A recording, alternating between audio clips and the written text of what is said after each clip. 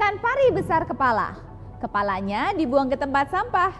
COVID-19 semakin merajalela, mari kita berdiam diri di rumah. Halo, ketemu lagi di Dear Doctor, semoga Healthizen masih sehat-sehat selalu ya. Sejak episode minggu lalu, banyak banget nih pertanyaan yang masuk ke inbox Dear Doctor dan akun saya. Nah, sekarang saatnya kita lihat dan jawab pertanyaan-pertanyaan dari para Healthizen. Pertama ada dari @anwar_joko. Dok, antara hasil tes COVID-19 swab antigen dan PCR mana yang lebih terpercaya? Soalnya kemarin saya tes swab antigen hasilnya negatif. Terus berapa menit kemudian tes PCR di lokasi yang sama hasilnya positif. Nah, buat sekarang ini memang gold standar yang masih digunakan untuk mendiagnosis COVID-19 itu adalah PCR. Karena sejauh ini hasilnya itu yang paling akurat adalah PCR. Terus kok swab antigen masih digunakan? Pertama, apabila seseorang itu membutuhkan hasilnya secara tepat dan masih ada daerah-daerah yang masih belum bisa untuk memadai adanya PCR, termasuk alatnya, kemudian ahlinya dan lain-lain itu masih belum memadai, makanya masih ada swab antigen. Tapi untuk mendiagnosis COVID-19 itu adalah PCR. Dalam kasus ini, kalau antigennya negatif dan PCR-nya positif, maka kita simpulkan bahwa ini adalah positif COVID-19. Oke, berikutnya ada dari @suzana_666. Dok, apakah COVID-19 bisa menurunkan libido pria? Wah, jadi memang ada sebuah penelitian yang menyebutkan bahwa apabila laki-laki itu dirawat dengan COVID-19 itu testosteronnya itu menurun. Dan kita tahu bahwa testosteron ini berhubungan dengan libido laki-laki. Terutama juga dengan orang-orang yang dirawatnya itu di ICU.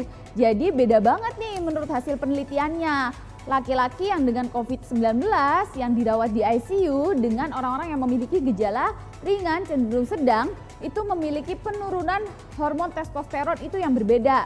Yang jauh lebih menurun adalah orang-orang yang dirawat di ICU. Yang ketiga ada dari @pavo_mutikus. Dok, bisakah COVID-19 menular ketika berbagi minuman? 2 hari yang lalu sebelum teman saya divonis positif COVID-19, kami sempat berbagi minuman kopi. Nah, hati-hati nih. Kita tahu yang namanya penularan COVID-19 itu adalah melalui droplet ya. Droplet itu ya bisa dari ketika seseorang itu sedang berbicara, tertawa, bersin, batuk. Nah, juga termasuk dari ketika kalian itu menggunakan gelas atau sedotan yang sama. Makanya buat di saat seperti sekarang ini jangan bagi-bagi minuman deh. Udah pelit-pelit aja daripada ketularan COVID-19 kan? Nah, pertanyaan berikutnya ada dari @heru.sudinta. Dok, saya sudah isoman selama 14 hari dan hampir semua gejalanya hilang kecuali anosmia. Kapan sebaiknya saya tes antigen lagi dan jika masih positif saya harus isoman berapa lama lagi? Atau gimana dok?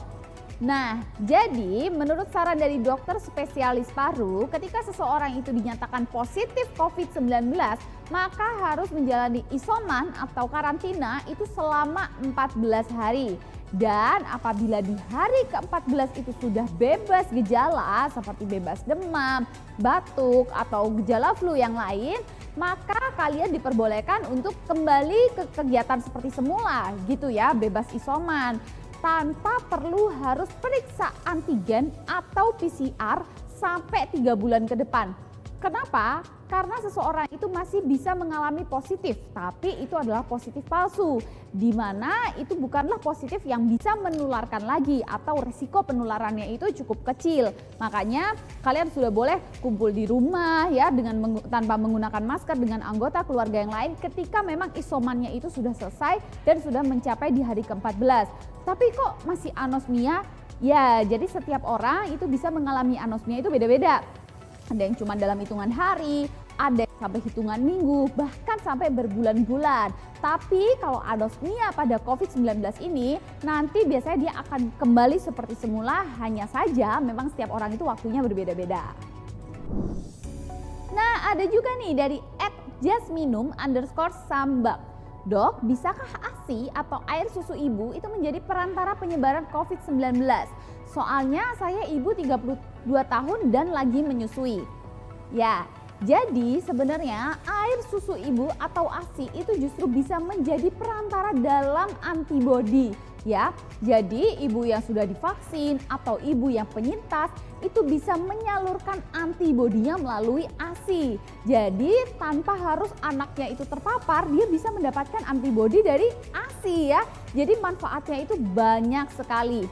Nah, tapi ketika seorang ibu itu ternyata positif COVID dan dia harus tetap menyusui, memang ada beberapa langkah atau beberapa cara. Ya, yang pertama tentunya ibu harus mencuci tangan sebelum menyusui anaknya. Yang kedua juga harus tetap menggunakan masker.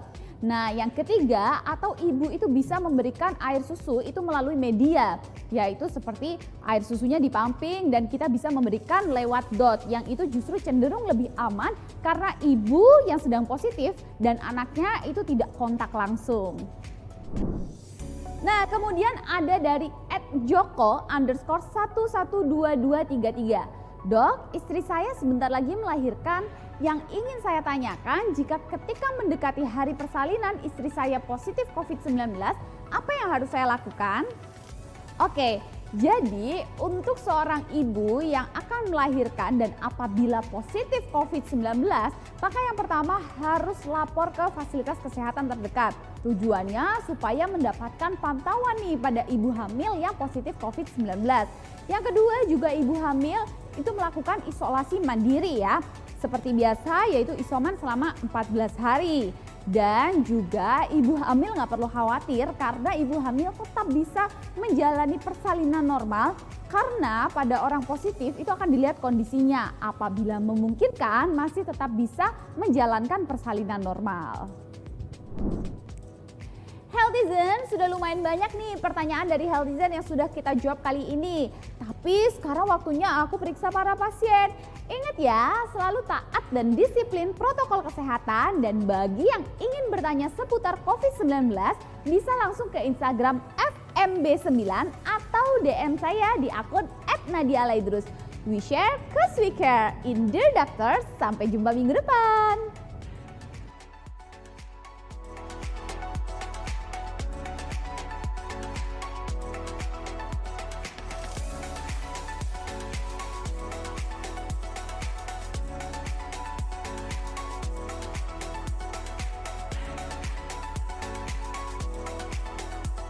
Acara ini dipersembahkan oleh